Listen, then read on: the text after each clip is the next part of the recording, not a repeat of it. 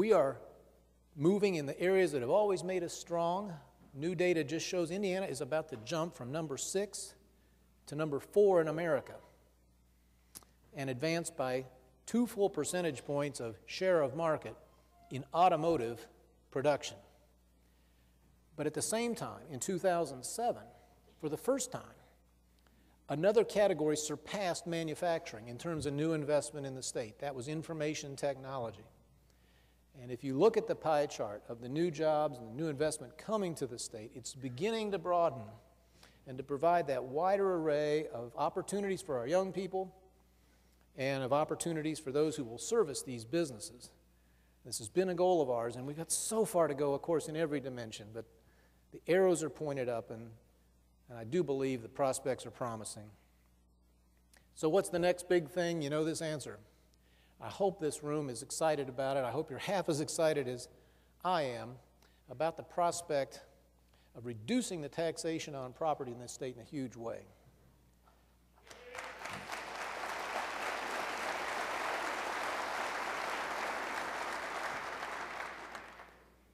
Now, my time here is short. You're a very astute audience.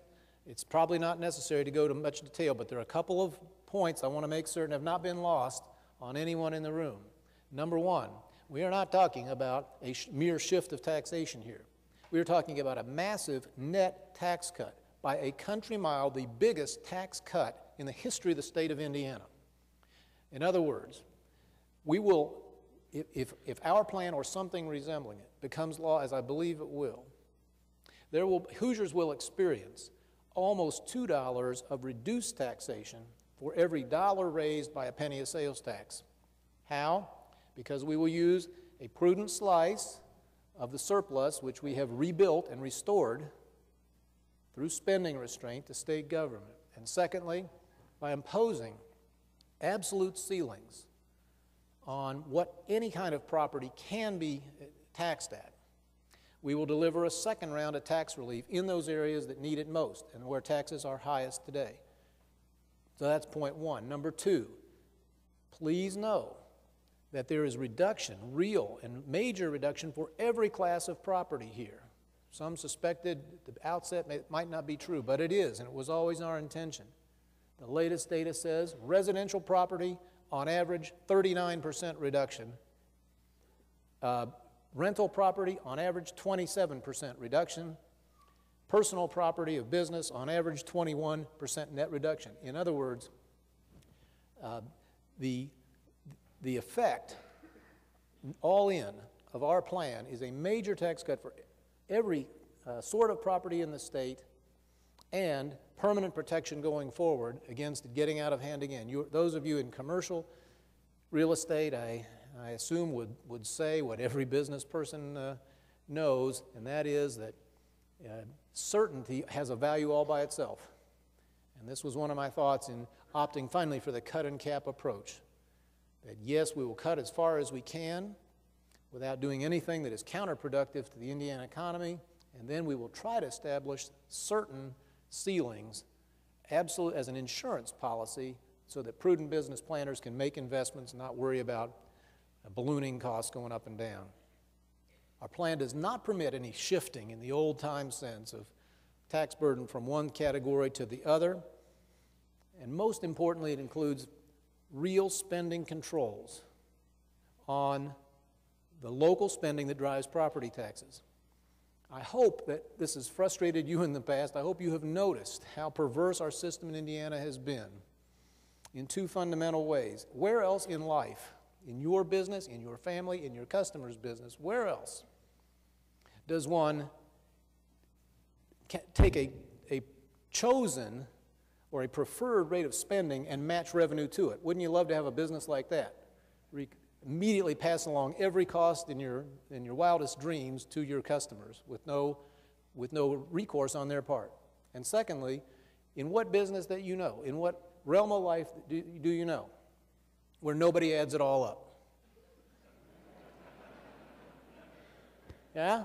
We've got rural counties with 2 or 3 dozen taxing units. Lake County, 85 taxing units. Many of them not even elected people with the power to tax. and no one ever comes around. There is no place where there's the accountability to say, whoa, everybody's intentions are good here, but when we add it up, it is too much. So everybody's got to take a little less, or somebody's project got to wait a year. There has to be some prioritization. I only know of one realm of life where those two fundamental principles have not been respected, and we've got to fix that in Indiana, and I hope you're ready to help us. Now,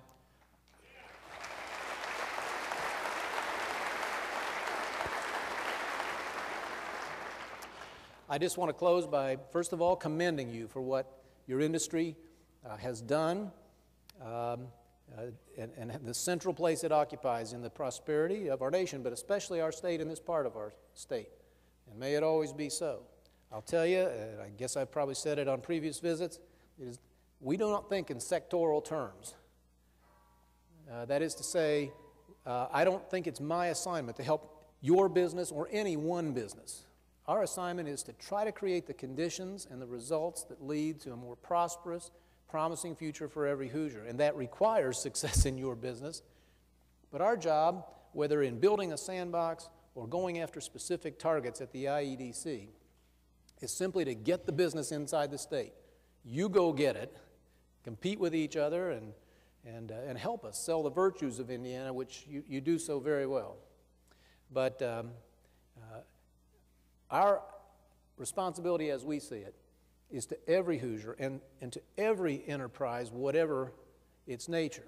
However, it is also fair to say that for some time, your industry has been a major driver of opportunity for America and certainly for our state.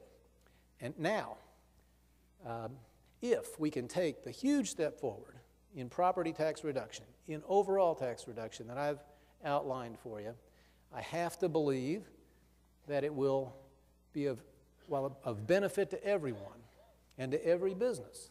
It will be of special relevance to you. I hope it is.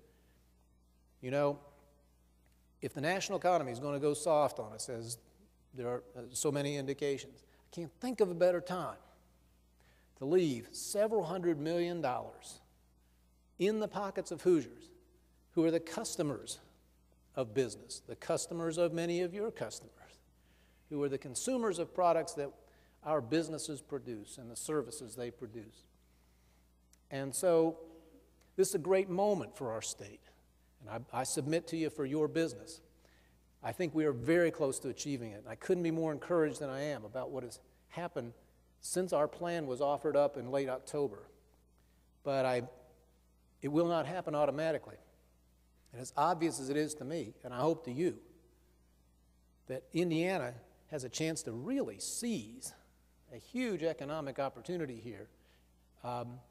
Those who have a very deeply vested interest in the spending that drives property taxes and in the status quo of patronage and of sometimes incestuous dealing with the taxpayer's dollar will not leave any effort, will not spare any effort in trying to frustrate or bog this down. So have a great meeting, learn from each other, teach the rest of us how we can do a better job. But when the meeting's over, will you make a few phone calls? Will you visit with a few legislators? Will you help us do the next great thing for Indiana? Thank you very much.